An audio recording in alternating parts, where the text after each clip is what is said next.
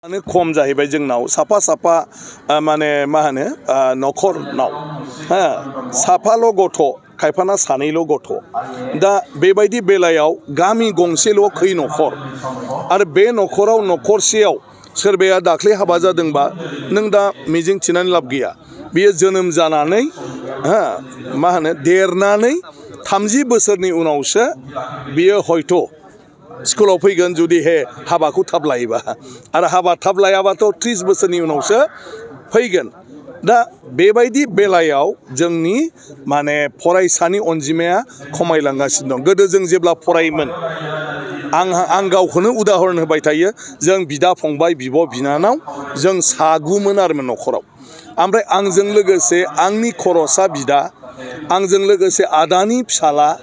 आब'नि फिसाला जों एखेलगे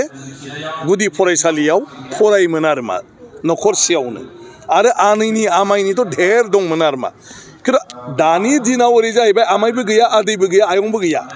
बिफाल'ब्ला बिमाल'ब्ला बेहा सोर बिमाय थानांगौ सोर बिमायं थानांगौ सोर आदै थानांगौ आरो बिदि गैलाब्ला बिदि फोलेरानो गैयाबा नोंहा रावबो जोंनि गथ' गथायनि अनजिमाया डेफिनेटलि खमायगोन। ओंखायनो बिजोंनि मुङै मानिबा मुङै जों रायलायबाय थादोंब्लाबो गुबै बाथ्राया जाहैबाय जोंनि सुबुं सानखोआ दा जोंनि जोनोम हारा खमायनाय लेखासो खमायगासिनो दं। दा आंनि जायगायाव दाख्लै मोनसे एवार्ड होदों माने मोनसे लेखायाव जे 3 गथ'निफ्राय लानानै